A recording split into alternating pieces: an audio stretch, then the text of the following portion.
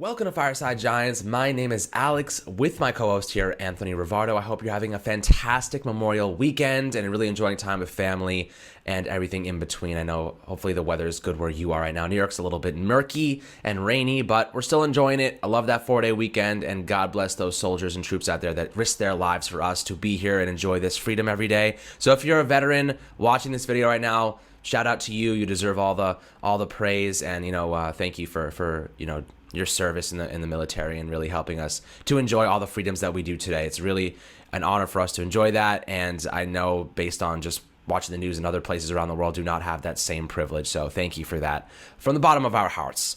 But today, a really cool segment on the line, a couple different topics that we have to discuss, ranging from Amani Toomer, a Giants great receiver, talking about Daniel Jones and why he might fail at the NFL level. And then Blake Martinez, is he the most underrated linebacker in the NFL? Plus a couple fan voicemails from you guys, some amazing questions, amazing thoughts on the podcast. And we really appreciate all of the love on that end. We're going to host that voicemail section toward the end of the video after we cover Amani Toomer's comments and Blake Martinez and why the guy is just such a stud. But before we dive into these awesome topics, Anthony, how are you doing today, my friend?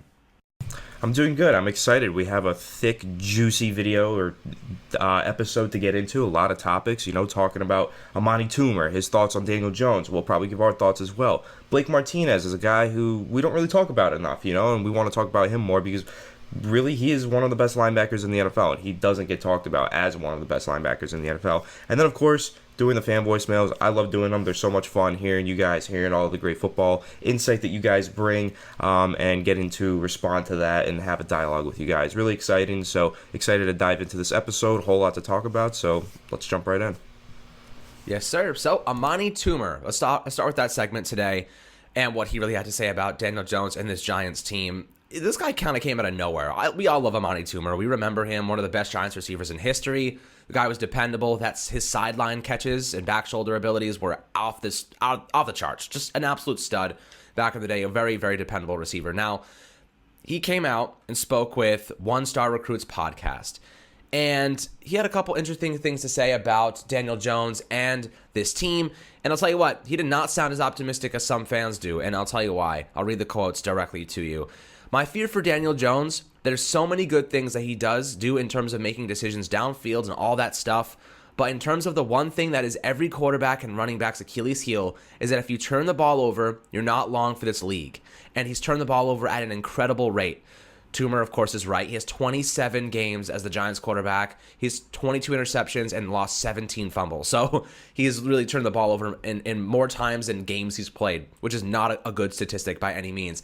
He says unless he can figure out a way to take care of the football, we're never going to know how good he is because he's going to be out there. He's going to be the next thing smoking as soon as possible if he can't control.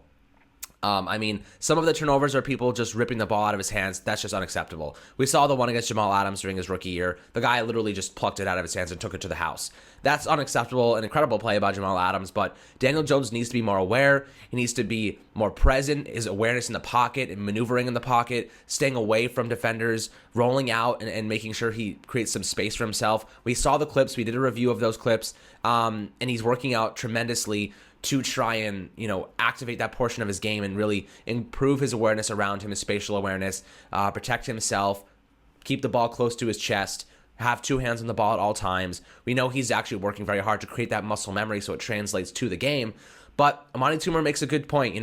If he's going to turn the ball over at this rate, he's not going to pan out in the NFL, and the Giants desperately need him to take a step forward. Of course, we've talked about this just an absurd amount at this point. With more weapons, Kenny Golladay, Kadarius Toney, Kyle Rudolph, you can't send extra blitzers. You can't play cover 1, cover 0 all the time against the Giants. You cannot play man coverage against Kenny Golladay. He will out-jump you. You cannot play man coverage against Evan Ingram. He will out-jump you. He will outrun you, basically. You can't play man coverage all the time against Kadarius Toney. He will break your ankles and leave them in the dust. Leave your knee like that dude from Florida State, the Seminoles, when he literally left his knee in like a chicken chipotle shredded bowl type of scenario. Just absolutely shredded his knee up. And that's the thing, though, with the Giants. They really have the talent now to avoid putting Daniel Jones under pressure constantly, so he has more time. He has more flexibility in the pocket, and he can protect the football more adequately without feeling worried that someone's going to hit him from his blind side, Anthony. So when you're looking at Daniel Jones and you're thinking about what Amani Toomer said, Do you think that we're seeing a better Daniel Jones next season? Do you think that Toomer is spot on? Like, if he continues this, the Giants really have no choice but to move on. Yeah, I mean, Amani Toomer's concerns are valid. We've actually discussed them pretty extensively on this podcast. And a lot recently, we've been talking about Daniel Jones and about his potential development for next season. We saw the video and we discussed him working on his footwork and how that might help him with, his pocket presence and cutting those fumbles down. And we've done a lot of discussion about Daniel Jones and his turnovers. Like, it is a valid concern. Like, it's very concerning, the rate that he's turned the ball over, but at the end of the day, I do think that he made a lot of improvement towards the second half of last season in the turnover department. And Pro Football Focus does have a stat that agrees with that. From his rookie season, his turnover-worthy play rate was 5.5%. He cut it down to 3.1% in 2020, which is almost close to average. It's still above average. He's still turning the ball over at a high rate, but he's lowering that. And I think that, he made a lot of development in 2020 in terms of how he senses the pressure in the pocket, in terms of his decision making downfield. He didn't have any interceptions on 20+ yard passes. He had 4 of those in 2019. So going downfield, he was a really great decision maker. Most of his turnovers, his interceptions, came 0 to 10 yards in the middle of the field, and most of them, unfortunately, when targeting Evan Engram, who we do think is going to have a bounce back season because he's not going to be sitting 0 to 10 yards from the line of scrimmage in the center of the field anymore. Kyle Rudolph will be doing that. So I think you cut down a lot of those turnovers because you don't have Evan Engram sitting in the middle of the field, dropping a pass, the ball flies up in the air, and it gets picked off. That happened way too many times for Daniel Jones. That's not always his fault. And there's a couple other turnovers that you could think of that weren't his fault. Like, for example, when he's throwing a quick out to Evan Engram in week 1, and TJ Watt just jumps out of nowhere, hidden behind an offensive tackle, and intercepts it. Like, Daniel Jones, you can't really fault him for that, right? So, and that happens to every quarterback, though, but it gets put under a microscope when it happens to Daniel Jones, and you don't put the blame on anyone else but Daniel Jones because it's Daniel Jones, because he's the New York Giants quarterback, because he had all these lofty expectations when he came into the league, because no one thought that he should have been the number 6 pick. Daniel Jones is always going to be scrutinized a little bit more frequently than everyone else just because of the situation that he had entering the NFL and the situation that he has while he's in the NFL. A lot of turnovers, but I do feel like he's been working on them. They've been getting cut down, and that they will continue to be cut down. And I do think he has his breakout season in 2021. If not, if he still continues to turn the ball over at an extreme rate, I agree with Amani Toomer. It's hard to see him lasting in this league much longer. I honestly think if Daniel Jones can't put it together, at least for the most part this season, if he can't get the turnover numbers down significantly this year, we might have to move on. We have 2 first-round picks, and there's some decent quarterbacks coming out next year, so it's something that we're going to have to consider next offseason. But I don't think we're going to get there. I think Daniel Jones cuts down the turnovers. I think he continues to be a deep ball machine, and I think he really just puts it all together this year because he has all the weapons too, and he's in the second year of his scheme. So I think Daniel Jones is going to do it this year. I really do, but I do understand, and I strongly consider Amani Toomer's concerns to be really valid.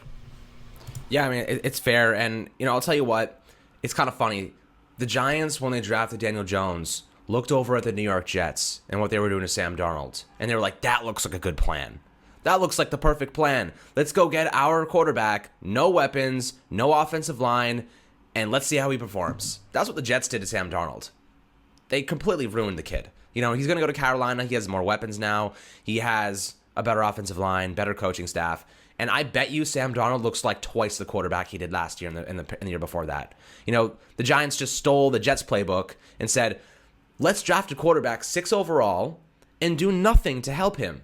May I remind you, in his rookie season, we had an undrafted running back who isn't even in the league anymore, starting at running back against the Patriots just a couple weeks into the season. Fast forward to last year, you had an undrafted wide receiver starting at the midway point, Austin Mack. So when you're having those type of issues where you have to be starting undrafted free agents to support your quarterback, you are in trouble. You are doing not the greatest to help your quarterback maximize his potential. And then, of course, the offensive line has been Swiss cheese, turnstiles, garbage pails, whatever synonym you want to use for absolutely terrible works in this scenario.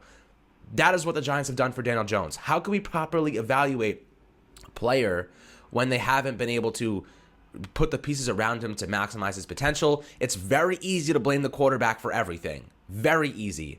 It's very easy to blame the quarterback for throwing constant hook routes because your offensive scheme can't devise any better plan than to throw constant hooks, constant curls, constant short yardage situations, and mainly because your offensive line can't hold up, because your receivers can't create separation, because the offensive line is now allowing 6-7 blitzers to get through, which is justifiable. 5 guys against 7 blitzers, 6 blitzers. It's always a mismatch. Always, every time. You want 1v1. You don't want 2v1s ever.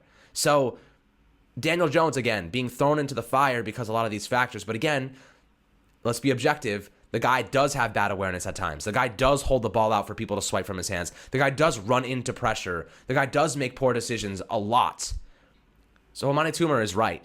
If he can't, when he's clean, when he's standing in the pocket, when he's clean, if he's making bad decisions, if he's fumbling the ball, when he has time, when he has no pressure around him, that's when you should be worried. And we've seen a lot of that, but we've also seen a lot of the rest of it. So it's fair to be objective, but also understand that we haven't seen the best of DJ, and I think we are going to this upcoming year, Anthony. Do you have any last thoughts on that before we move on to the next segment? Because it kind of gets me a little riled up. I do. I have a couple comparisons that I want to make in terms of, having weapons around Daniel Jones. You mentioned Sam Darnold. That's a really good comparison there because the Jets never gave him the weapons. He bottomed out in New York, and they had to move on. And now he has the weapons at Carolina, so we'll see how he does. But a couple other good comparisons that you could make. Number one, you have Jared Goff. Now, this is a guy who really wasn't the most talented quarterback, but stepped into a situation where he did have all the weapons, and he did have the perfect situation around him, an amazing play caller. So he almost looked a lot better than he really was. I think most people around the league had the notion in their mind that Jared Goff kind of sucks, but he just has so much talent around him, right? So that's on one end of the spectrum where it's extreme, where you have a maybe slightly less talented quarterback who gets into a really good situation, goes to a Super Bowl, looks like a really good player because of all the great players around him, which is what you can do with Daniel Jones, but we've already seen him without the weapons, and that there is potential there, so once he gets the weapons, you could see him play even better than Jared Goff did when he was with the Rams. And then the other comparison I want to make, and I think that this is actually the best one to make, is Ryan Tannehill. Now, Tannehill, like Sam Darnold, was drafted to a team, nothing good around him. Terrible head coach, terrible play callers, terrible weapons, terrible offensive line. Like, Ryan Tannehill was thrown into hellfire with the Miami Dolphins. Then he gets traded to the Tennessee Titans for a 4th-round pick, which I honestly think will go down to this day as one of the greatest NFL trades of all time, because Ryan Tannehill, since then, has been a top 5 quarterback in the NFL, like top 5 to 10 quarterback in the NFL since he's entered the Tennessee Titans. Because what happened when he went to the Titans? Well, he went from a team with terrible play caller, terrible weapons around them, terrible situation. He goes to the Titans, one of the best running backs in the NFL. They get A.J. Brown, one of the best receivers in the NFL. They have a great offensive line. They have an awesome offensive play caller who's now a head coach elsewhere. Like, they really just had a great situation for Ryan Tannehill. And I think with Daniel Jones, you might see something similar. I don't think he has to switch teams to do it. I just think that the Giants didn't have the good pieces around him at first, but they do now, and I think that you see him take this jump. Maybe not as big of a jump as Ryan Tannehill took, because that was astronomical. He was like a bottom quarterback in the NFL. Now he's one of the top 10 quarterbacks in the NFL. Ryan Tannehill's jump was massive, and I don't know if we'll ever see anything like it again. But we could potentially see something like it with Daniel Jones, in terms of having no weapons around him, having nothing good around him, then making that jump to being a really good quarterback in the NFL, like Ryan Tannehill made. And another thing, Tannehill, Daniel Jones, really similar playing styles, in my opinion, in terms of sneaky athleticism. They struggled early on with pocket presence and turnovers, but they've got pretty good downfield accuracy, though they don't go downfield that frequently. Tannehill throws a good deep ball. He just doesn't throw it that often. Same thing with Daniel Jones. He was the most efficient deep ball thrower, just didn't throw that many deep balls, only completed 22 of them this season. So I really like that comparison, and I think that, yeah, the concerns with the turnovers are very valid, like I said, but there is hope for the future for Daniel Jones, and we've seen how a good group of playmakers and a good supporting cast can really turn a quarterback's career around with Ryan Tannehill, and hopefully we'll see that this year with Daniel Jones. Yeah, I mean, that's absolutely facts, and I'll tell you what, we can make comparisons all day long about quarterbacks that didn't have the weaponry around them, the arsenal to utilize, and then the team provided them, and then we see a big developmental step. Josh Allen's another one. The second the guy got Stephon Diggs, his production and accuracy and everything in between elevated tenfold. And the Giants didn't just get Kenny Golladay. They got Kadarius Toney. They got Kyle Rudolph to solve Evan Ingram's biggest weakness. They have Saquon Barkley coming back. And if you look at the Buffalo Bills, even their offensive line was a big question mark heading into last season. Darrell Williams ended up being a phenomenal player for them, but they were not sure he was going to be the starter there. They did not know if he was going to be that long-term solution. He ended up being, they don't have the most, just incredible offensive line, but they have great playmakers, and it forces defense to play with more zone coverage, more secondary, more DBs, and to hold it down back there. And the running backs, they don't even have a big name. They have Zach Moss and Devin Singletary, which are two running backs who late-round picks. They're nothing crazy. They get the job done, and they still have one of the best offenses in the NFL. So that says a lot about what an offense needs to be good. And the Giants do have Saquon Barkley. They do have a bunch of phenomenal players, and I think this offensive line is going to look better because of it. I think also the factors that we have listed in the past, ranging from in-person training to just more chemistry, experience, not having COVID, not being injured, they're all going to contribute towards a better unit, just paired with less blitzers coming off the edge or less blitzes from linebackers or safeties or slot corners.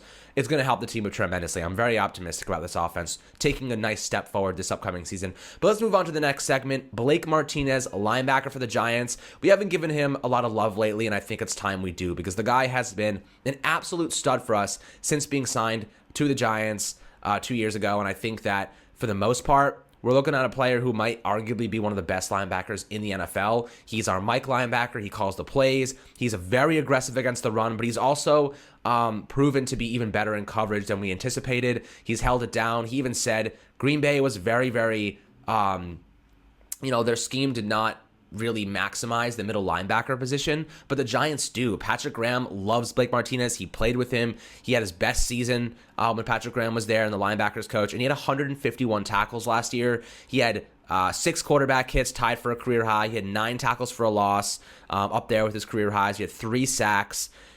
He had an interception. He had 2 forced fumbles. That was a career high for him, and 1 fumble recovery, and he had 5 passes defended. The guy was all over the field. He played all 16 games. He's played all 16 games for the last 4 years straight, and I think for the most part, Blake Martinez deserves that credit that, he's really earned. 6.2% missed tackle rate the past few years, or rather last year he had a 6.2% missed tackle rate, which is the best of his entire career.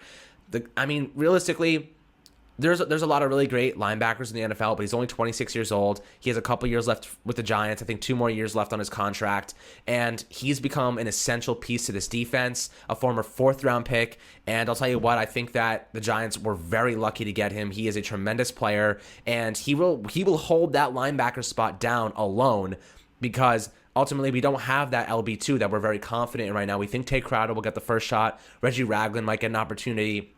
TJ Brunson's still on the roster, but they're really kind of sifting through that. Let's see who pans out. Blake Martinez, we know, is going to be great for us. We know he makes those tackles in the run game. We know he mitigates big plays. We know he can drop back into zone coverage. He's a 6'2", 237-pound guy, very athletic, very, very good tackler. When you're racking up 151 combined tackles, 86 solo tackles on 6.2% missed tackle rate, it's tremendous. If you remember Alec Ogletree, you'll remember how many tackles he missed. You remember how many times he was out of position, and it's not even comparable. Blake Martinez is twice the player he is, and he really helps mitigate big running plays and really goes and stuffs those B and C gaps for us and hits the second level hard. So tremendous player, very undervalued at the NFL level compared to other linebackers around the league. But as Giants fans, we respect the hell out of him. He is a fearless leader for this team, and I think he was one of the best free agent signings. Gettleman and Joe Judge pulled out, and Patrick Graham also played a big part because of that connection that they had at Green Bay. But Anthony, what are you thinking about Blake Martinez for this upcoming season? Do you see anything interesting that he might be able to provide, or how his role might differ a little bit this season as we added more defensive backs and really some more support in the secondary?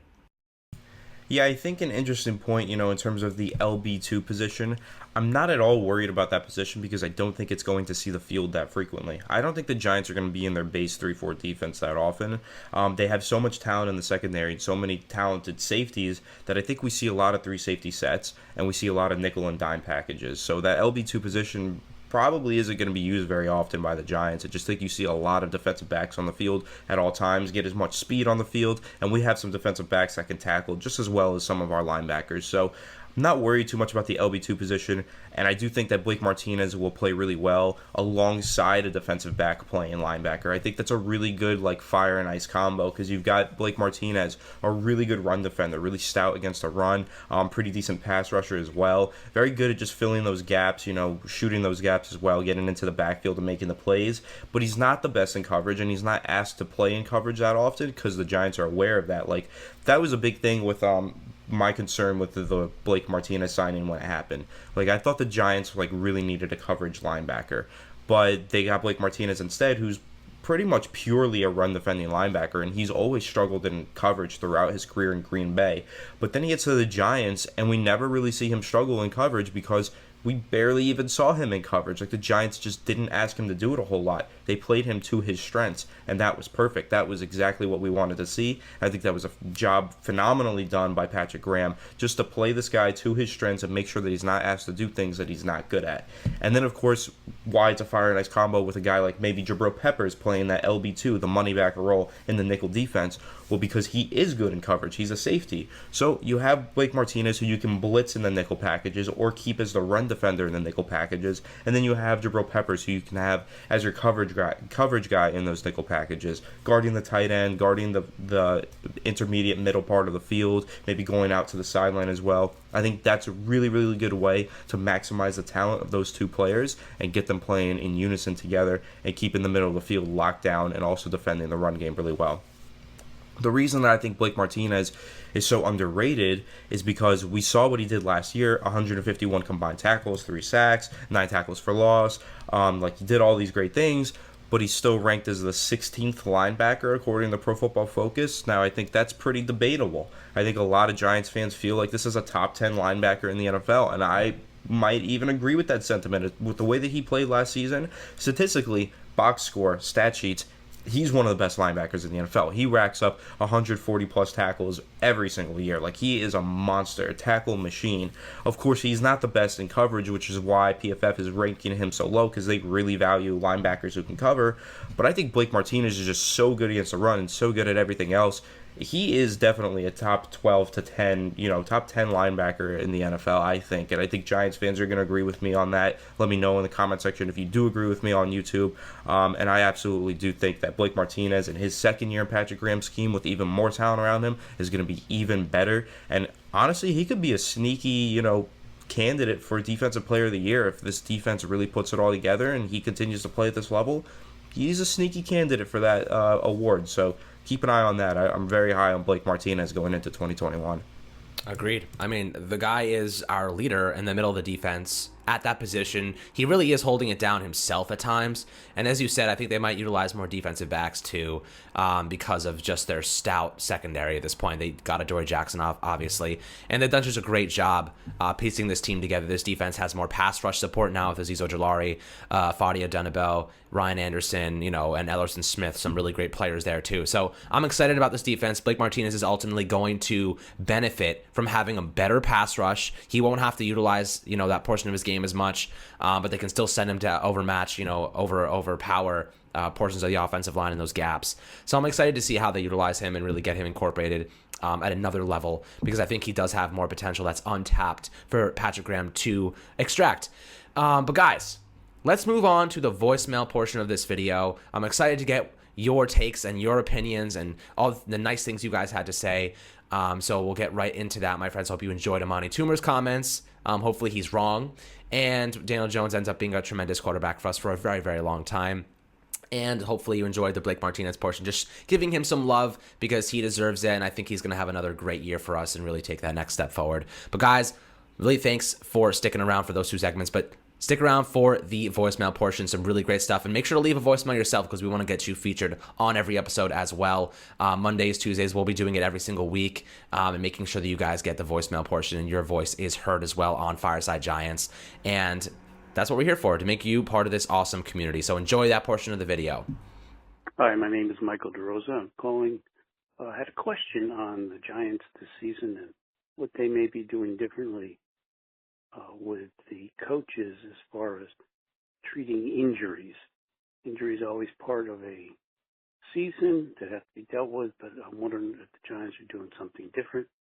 you guys have heard anything different. Thank you. Thank you so much for your question, Michael. Really great question regarding the injuries.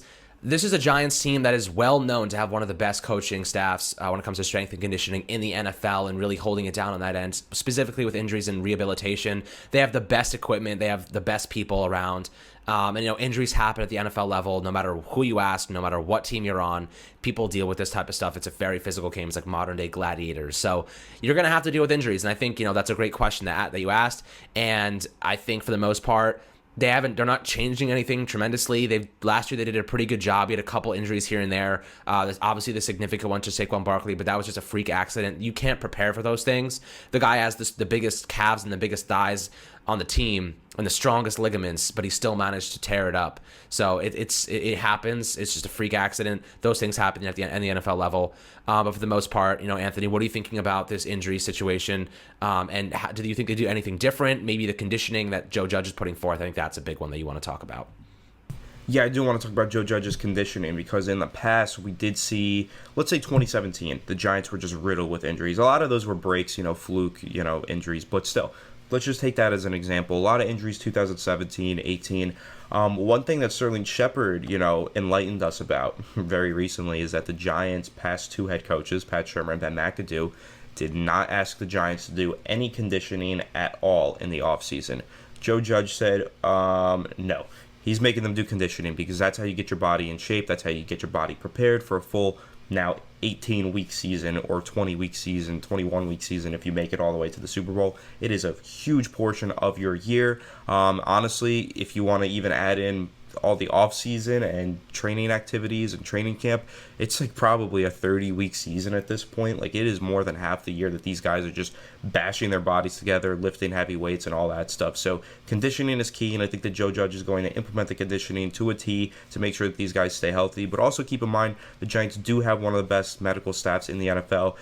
Remember what happened with Logan Ryan. Now, that wasn't an injury, but his wife, we did have a trainer on the Giants save his wife's life. So they're just clearly top tier medical professionals, like not even just injury experts, medical professionals, and that's really great. The Giants players have all praised the Giants training staff like endlessly because it's just been so great for the players. So I'm happy with what the Giants have in terms of their medical staff. So I'm looking forward to hopefully keeping that strong going forward. How you doing, Giants Fireside? This is Sean Desmond from Binghamton, New York, upstate. Been a Giants fan for 22 years. Got a couple of questions for you guys. Do you guys think that Blake Martinez will make the Pro Bowl this year? Another one of my questions is, with all the weapons that we acquired this offseason, do you guys think that we're going to be more of a passing team, or do you think we're going to keep it balanced? And lastly, third, what was your guys' favorite Giant moment throughout your time of being a fan? Thanks again. This is Sean Desmond from upstate New York. Go Giants. Thank you so much, Michael, for your voicemail. On to Sean, a really great voicemail, and thank you for your contributions as well. And really 3 great questions that I want to answer. I'm really excited about it. So, is Blake Martinez going to be a Pro Bowler? I think he is going to be. I think he's going to take another step forward. I think he's going to have a fantastic 2021 season. This defense is going to get better as a whole, and he's going to benefit from that. The number 2 question, do you think that we're going to be more of a passing team? I think we are going to actually be more of a passing team this year. I think that's where the NFL is going. We added 3 big receivers in Kenny Golladay, Kyle Rudolph, and Kadarius Toney. Plus you have Sterling Shepard, Dante Pettis, CJ Board, and of course Darius Slayton, and we have John Ross, who I completely slipped my mind as well. So we have a ton of new receivers. We're obviously going to be taking more of a step forward in that category because of just the talent we have in that area now.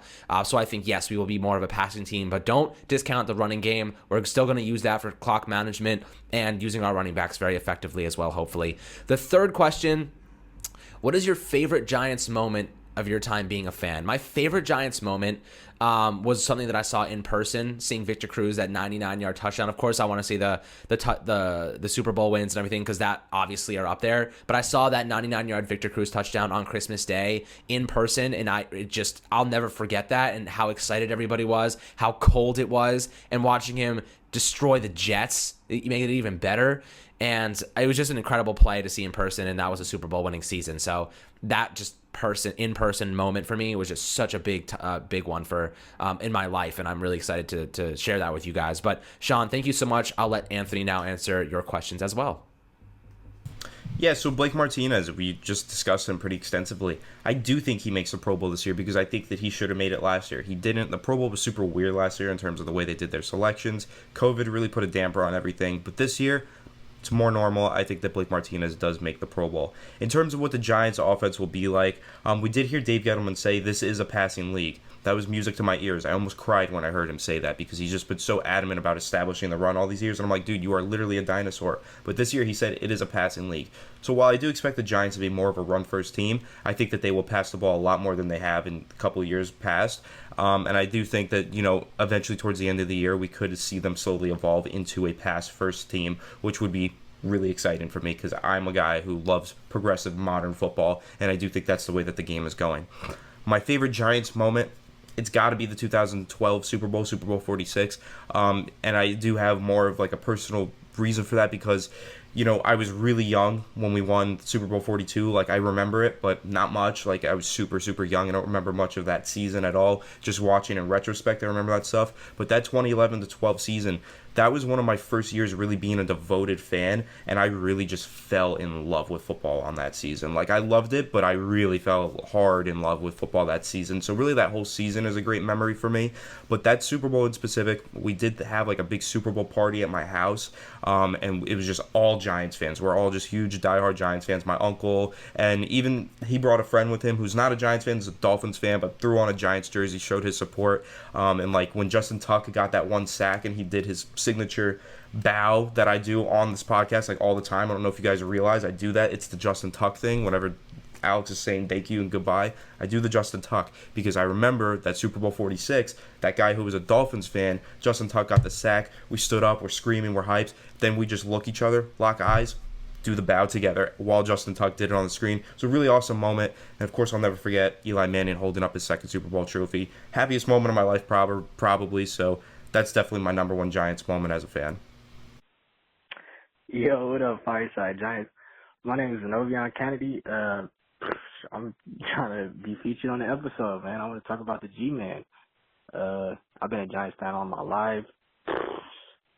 Excited about what's going to happen this season. My boy just got drafted. I mean, not drafted, but we just picked my boy up in free agency. I went to school with Adoree Jackson, man. I played football and I track with that boy. Yeah, man, I'm excited. I would love to be featured on the episode if y'all hear this, and, hopefully we can make it happen. Thank you. Thank you so much, Sean, for your voicemail. Moving on to the next one, President Kennedy, my guy, left an awesome voicemail talking about how he went to school with Adoree Jackson, how excited he is for this team and this Giants season upcoming, and I couldn't be in more agreement with you, my man. Just an absolutely fantastic offseason, adding so much great talent, and that's awesome that you went to school with Adoree Jackson. The guy's an absolute insane athlete. Obviously, he ran track, super fast, super athletic, and I think he's going to be a fantastic contribution. So I know that's your boy. You want him to perform well for us, and I think you're going to get your wish because I think this Patrick Graham isn't going to let him fail, especially alongside James Bradbury. He's covering CB2s, or rather wide receiver 2s. So I think that's going to benefit him tremendously in this upcoming year. And we're going to see this secondary go to another level thanks to your boy Adoree. And I hope you have an awesome day, my man. I'll let Anthony get his word in as well. Yeah, of course. I'm super excited for the season as well. I have high expectations just like you. And with Adoree Jackson, it's always cool when you see guys that you watched, like, personally play back in high school, go to the NFL and succeed. Like, I watched Lamar Jackson play in high school. He played in Boynton, and I'm in West Palm, so it wasn't that far. And he was playing against my friends in a high school game. Ran over them like 200 yards. Just was running all over the place. No one could catch him. And it was so cool to see that translate to the NFL all these years later. And now he's an NFL MVP. So I'm sure it's really exciting just watching Adoree Jackson play. Like, you knew him personally. Now you see him on the New York Giants, your team. So that's amazing. And if you're at all close with him, you have his number. Shoot him a text. Try and get him on Fireside Giants. We would really appreciate that, of course. But yep, now you're featured in the episode, and we appreciate you calling, and we're super excited for the season as well. And I do think Adoree Jackson is going to be a phenomenal player for the Giants this year. Hi, my name is Mike Perugini. I'm from Brooklyn, New York. I was enjoying your your YouTube show the other day regarding the 3 spots, 3 position situations that are going to be challenges. And just one point, I was listening to Giants.com, and they had Duke Manyweather, who was training Will Hernandez this off season, and he's in conjunction. He talks with the new offensive line coach, Ron Sale, and they are actually training him at right guard. So I know you guys are talking about Shane Lemieux possibly being plugged in at right guard, which still might be a point, but it looks like Will Hernandez is, with the blessings of the Giants, is getting trained to take that right guard spot. Just want to know what you guys think about that. Enjoy your show. Keep it going. Thanks. Thank you so much for your voicemail, President Kennedy, my guy. And here we have Mike Perugini from Brooklyn. Thank you so much for the voicemail, my friend. He's talking about Will Hernandez at right guard and how Duke Manyweather and, spoke to Rob Sale and that they're cross-training him at both spots. And I think that's tremendous. That is exactly what they should be doing with Will Hernandez. He looks like he shedded a little bit of weight and really adding some more versatility to his game. I think that it's going to pan out and really help him make that move to right guard where Shane Lemieux has more experience at left guard. It seems like they're sticking with Shane and Zach Fulton unless they bring in somebody else. But for the time being, Will Hernandez moving over to right guard. He's had his issues at left guard over the past couple of years in terms of just not being able to be that elusive kind of pulling guard to the right side, or whether it be holding up in pass protection. He really hasn't been as good as we've hoped he's been able to be. So I think for the most part, this is a good move for Will Hernandez. A fresh start at right guard. He's training there. I saw a couple of workout clips, and he looked like he was moving very nicely, very, very smooth. Last year, he had COVID, and he was injured. Double whammy for him. I'm excited to see him bounce back, and hopefully he can take over that Kevin Zeitler spot and supplement his loss tremendously, and I'm really excited for that. So thank you for your voicemail, Mike. It means a lot to us. And, Anthony, I'll let you get your word in. Yep, thanks for the question, Mike. Shout out to you. Shout out to Brooklyn. That's where my mom is from. Brooklyn, stand up. Of course, she's from Williamsburg. Let me know which part of Brooklyn you're from in the YouTube comment section if you hear this. So, in terms of Will Hernandez, I'm probably a little bit lower on him than Alex is. Alex is pretty confident in Will Hernandez this year, but I do feel a sense of confidence due to the fact that he is training with Duke Manyweather. I think that's going to be huge for him in terms of his development. Duke has said a lot of great things about him on social media in terms of him getting into better shape, in terms of, coming off of injuries, coming off of a lot of COVID complications last season, apparently. Will Hernandez really struggled after he got COVID in Week 8, so that's mainly why he wasn't the starter after that. So I do think that this could be a nice bounce back year for him. Moving over to right guard is going to be really interesting. I'm excited to see how he handles it, but hopefully he handles it well and he does bounce back and he can establish himself as a quality starting guard for the Giants. Yes, hi, this is Freddie Falcon. I'm just letting you know, I think Joe Judge would have tried to draft somebody to replace Daniel Jones. I think they believe in him. In the 2020 draft, Joe Judge's first year, he could have took Justin Herbert, and he decided to stay with Daniel Jones, so that shows the amount of confidence, he has in Daniel Jones when he inherited the player. And, in his first year as a team, he could have took a different route and took quarterback. Again, thank you guys. Appreciate all the work you guys do. I watch all your shows. Keep doing you guys. Keep grinding. Thank you so much for your voicemail, Mike. And on to the next one, my friend. Didn't leave your name, but left a very nice voicemail speaking about Daniel Jones and why Joe Judge is really confident he would have went out and got another quarterback, maybe Justin Herbert, maybe drafted somebody else if he wanted it, somebody different, but he didn't, and he stuck with Daniel Jones. He's confident in him, and really, they're going forward with DJ and really hoping that he can take that next developmental step forward. We've talked about this before, and I think you're spot on, though. I think Daniel Jones has the backing of Joe Judge. We heard the Pat Leonard comment and question the other day, and he was like, are you going to spend all this draft capital on a new quarterback? Blah, blah, blah. Shut up, Pat. We know it's going to be Daniel Jones. This is the reality. It's DJ or bust right now. It's DJ or we're moving on after next year or 2 years from now. So we're really rooting for him, remaining optimistic, remaining positive. He's putting the work in. We know the kid has a great work ethic, and hopefully it pans out in 2021, my friends. But thank you so much for the voicemail. And Anthony, I'll let you give your word too.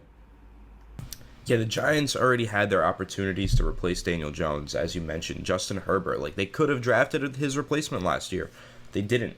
Joe Judge was confident in him, and he's still confident in him. Like the Giants did have the 11th pick. Justin Fields was sitting on the board.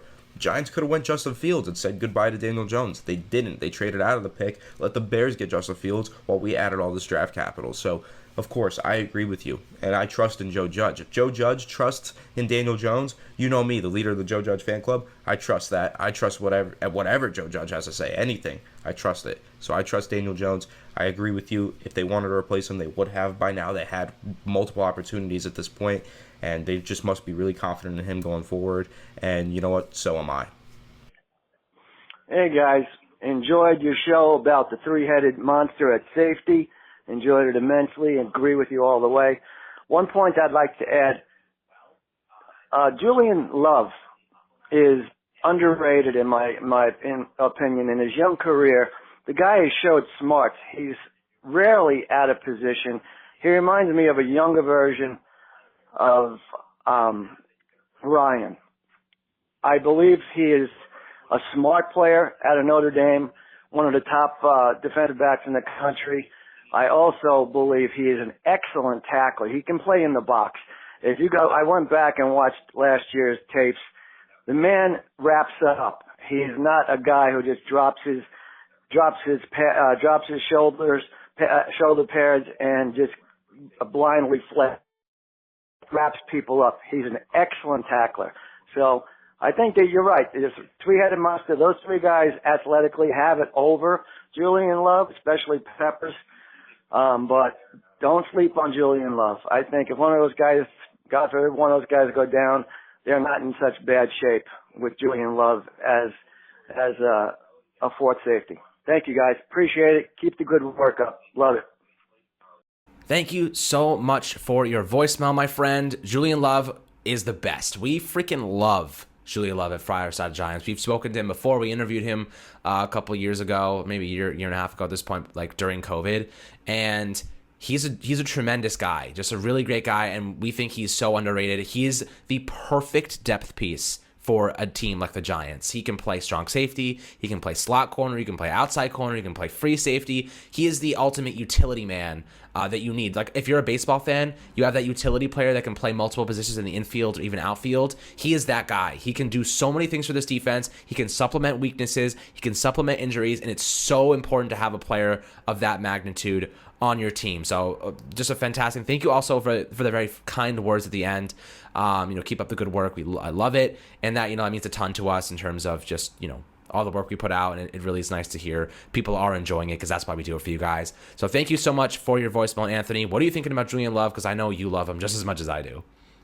I love Julian Love. I love that guy. I think he is awesome, and I actually really like your comparison to Logan Ryan there because I see that, in terms of being a utility player, in terms of being a great free safety that can also play strong safety, that can also play slot cornerback, and even out wide cornerback if they need to.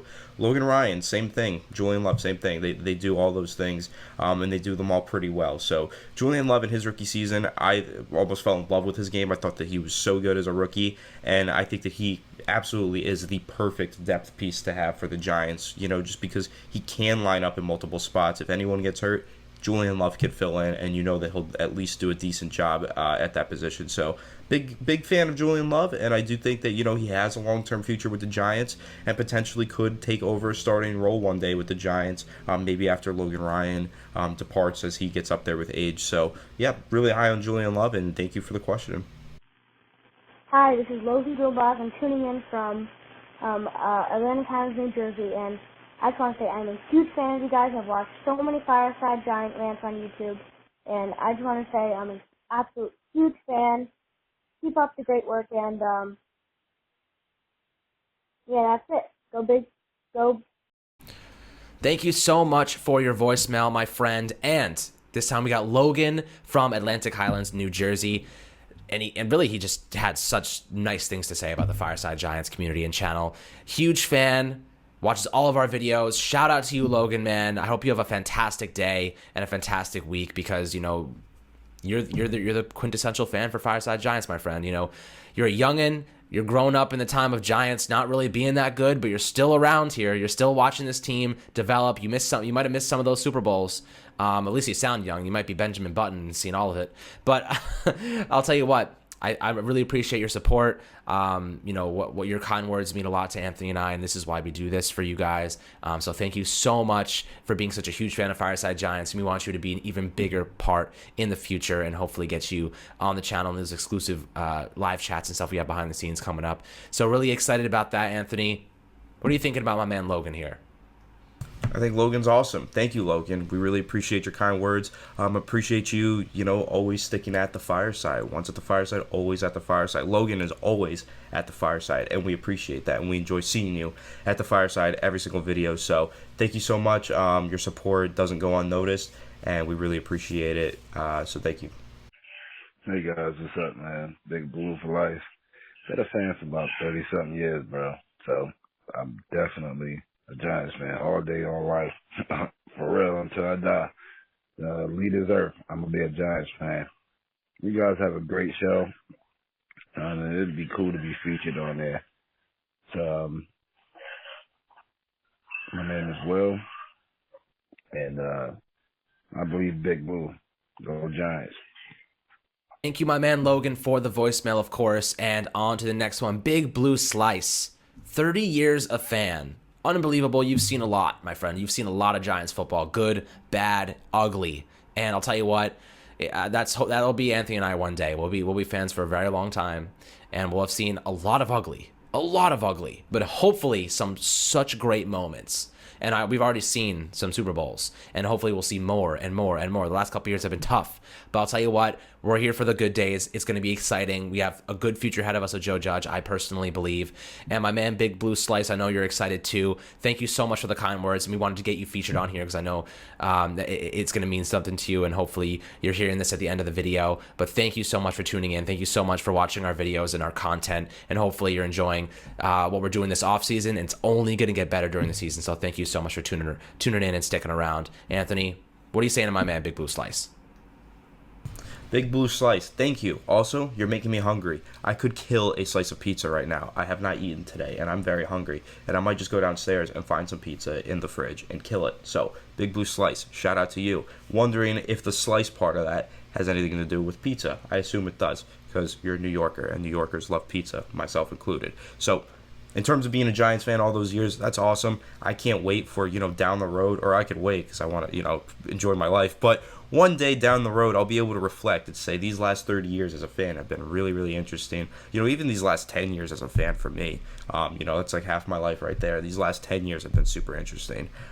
Just in terms of the ups and downs that the Giants have gone through, in terms of winning the Super Bowl 2012, the high of that, and then really coming down slowly but steadily, and then falling into the phase where we're falling out of love with Tom Coughlin. Really sad moment. Then we bring in this new coach, Ben McAdoo. He's really cool, has a great first season. It all goes to the toilet after that. It gets really, really bad. And then Shermer comes in. We're like, meh, we'll see. Terrible. But now we've got some hope again with Joe Judge. It's like the roller coaster's finally back on the upswing. And hopefully it just continues to go really, really high and never have a drop off. That's what I hope. But, of course, eventually it will, because that's how football works. There's the good, the bad, and the ugly. So, drop us your wisdom. You've seen it all over these past 30 years. Drop us your wisdom in the comment section and everything. Call again. Give us some good old memories that you've had. So we appreciate the call and look forward to maybe hearing from you again in the future. Absolutely. Thank you so much, my friends, for leaving your voicemails this time around. Some great things to say, some great questions, great comments, and great things to say about the Giants, Fireside Giants community and channel. So really appreciate all of that contribution. And if I didn't get to your voicemail, we'll try to get you guys in on the next sessions. We have some 2-3 minute long voicemails that will take us a little bit more time to dive into. You want to give it the proper attention. And if you do have that lengthy voicemail and really some really big thoughts, we'd love for you to join our upcoming membership side of the channel, where you can come on and talk talks about these things in length and really have some really great direct conversations together. And I think that'll be a really special thing for us to incorporate into our channel, and really make you guys a bigger part. If you have a lot more to say and a lot more opinions, we want to be able to have realistic and great conversations with you guys behind the scenes on that membership side of things. So thank you so much for tuning into Fireside Giants, my friends. Hopefully you enjoyed the entire video. Amani Toomer, Blake Martinez, some fantastic questions from you guys, and we're going to keep getting you guys more incorporated with the channel to make this a bigger community with a stronger presence, and have you guys just become the face of this thing, because it's all about you, all about content creation for you, and we're so excited to have such a fantastic base of fans. And I hope you guys have a fantastic Memorial Day, and the weekend was fantastic. You spent time with family and enjoyed it all. Make sure to subscribe below on YouTube. Notifications on YouTube, Apple, and Spotify. We have the audio versions as well if you want to watch on YouTube or listen specifically on podcasts, on the audio version in your car or working out, whatever you guys like to do. So hopefully you have a fantastic rest of your day, and we'll catch you guys on the next video.